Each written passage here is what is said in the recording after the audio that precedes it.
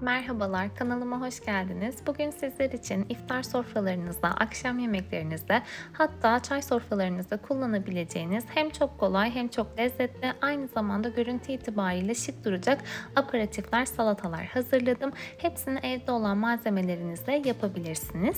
Şimdi hemen yapımına başlayalım. İlk olarak haydari yapacağız. Bütün yemeklerin yanına yakışan çok güzel bir aperatif.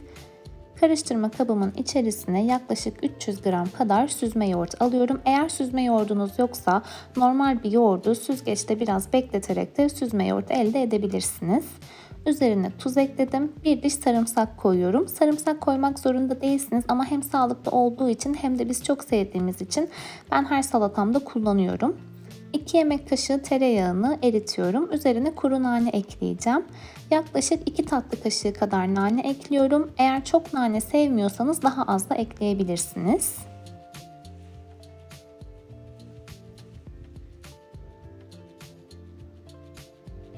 Hazırlamış olduğum tereyağlı nane karışımını yoğurdun üzerine alıyorum ve tekrardan karıştırıyorum.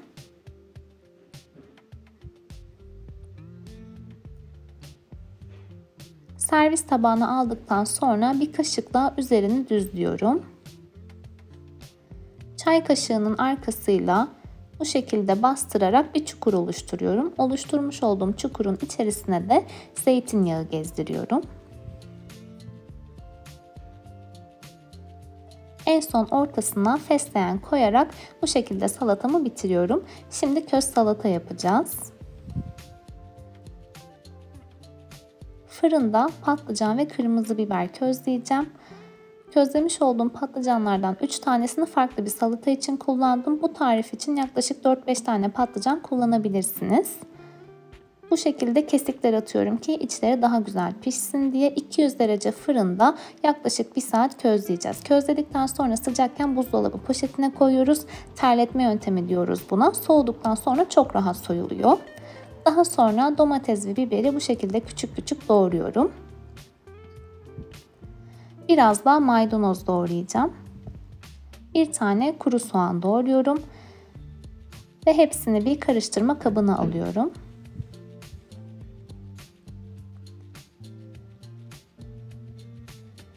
Közlemiş olduğum kırmızı biber ve patlıcanı da küçük küçük doğruyorum.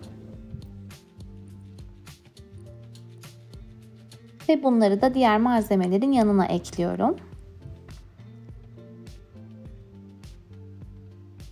Üzerine biraz zeytinyağı gezdiriyorum. Bir tane de limon sıkacağım. Bu döküm limon sıkacakları gerçekten çok güzel, çok işe yarıyor. Hiç çekirdeklerde olmadan çok güzel sıkıyor. Eğer böyle limonu çok fazla kullanan biriyseniz benim gibi bundan mutlaka bir tane almanızı tavsiye ederim. Tuz, biraz sumak ve biraz da nar ekşisi ekleyerek salatamı karıştırıyorum. Gerçekten çok lezzetli oluyor. Özellikle et yemeklerinin yanına da çok yakışır. Hatta soğanı közleyerek yaparsanız çok daha lezzetli olur. En son kenarlarına maydanoz da ekliyorum. Maydanozu isterseniz tamamen içine de koyabilirsiniz.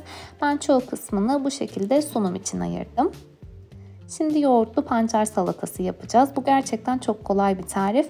Pancarların kabuklarını bu şekilde soyuyorum ve rendeliyorum. Bunu isterseniz haşlayarak da yapabilirsiniz.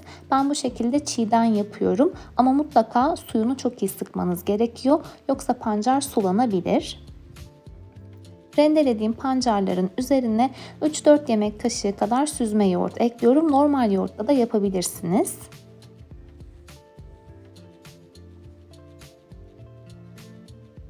Biraz tuz ve bir diş de sarımsak ekliyorum. Hepsi bu kadar. Hem çok sağlıklı hem çok lezzetli hem de rengi itibariyle sofralarda çok güzel duran bir salata.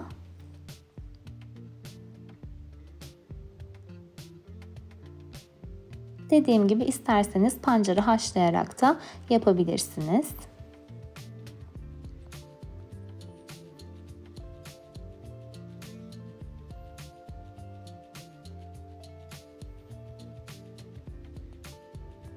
Hazırlamış olduğum salatayı servis tabağıma alıyorum. Rengi gerçekten çok güzel oluyor. Sofrada da çok şık duruyor. En son ortasına nane yaprağı koyarak bitiriyorum.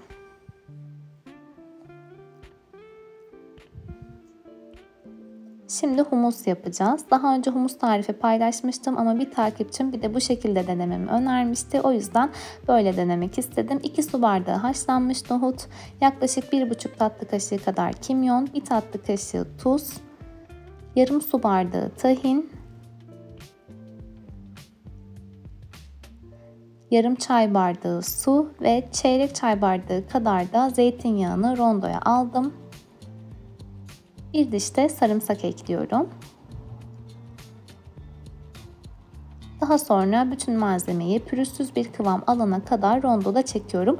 Burada limon koymayı unuttuğumu fark ettim. Ondan dolayı limonu şimdi ekledim. Siz en baştan ekleyebilirsiniz. Limonu koyduktan sonra tekrardan rondodan geçiriyorum ve humusum hazır. Gerçekten çok kolay, çok doyurucu ve çok pratik.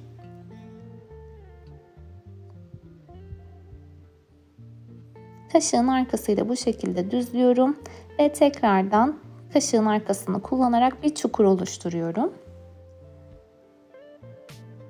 Oluşturduğum çukurun içerisine ceviz koyuyorum. Cevizlerin üzerine de tereyağlı kırmızı toz biber karışımını ekliyorum. Hem görsel olarak hem de lezzet olarak çok güzel bir tarif. Şimdi mütebbel yapacağız. Az önce közlemiş olduğum 3 tane patlıcanı bu şekilde küçük küçük doğruyorum ve karıştırma kabımın içerisine alıyorum. Yarım limonun suyunu sıkıyorum. 4-5 yemek kaşığı kadar tahin ekliyorum.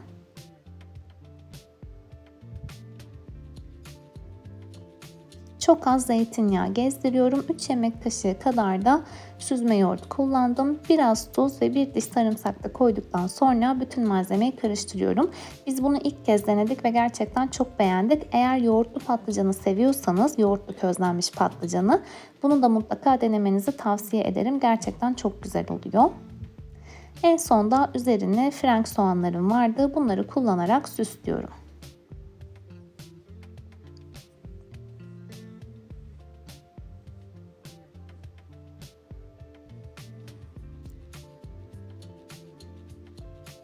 Son olarak muhammara yani acuka yapacağız.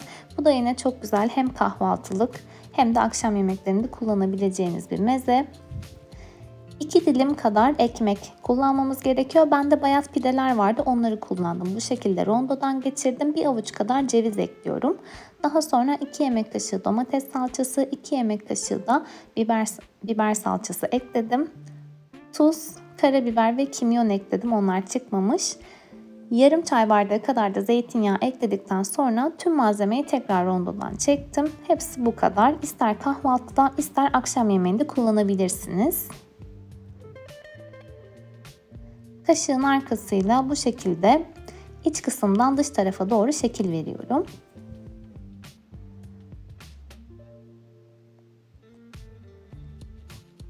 Ortasına biraz zeytinyağı gezdiriyorum. Birazcık frenk soğanım vardı. Onları da bu şekilde üzerine ekliyorum. Bir tane de ceviz koyarak sunumumu bitiriyorum. Ve salatalarımın bitmiş hali bu şekilde. Hepsi gerçekten hem çok kolay hem de görüntü itibariyle sofrada şık duran, çok pratik, evde olan malzemelerle yapabileceğiniz lezzetler. İster iftar sofralarınızda, ister normal akşam yemeklerinizde, isterseniz de çay sofralarınızda kullanabilirsiniz. Videoyu beğendiyseniz beğen butonuna tıklamayı ve kanalıma abone olmayı unutmayın lütfen. Bir sonraki videoda görüşmek üzere. Şimdilik hoşça kalın.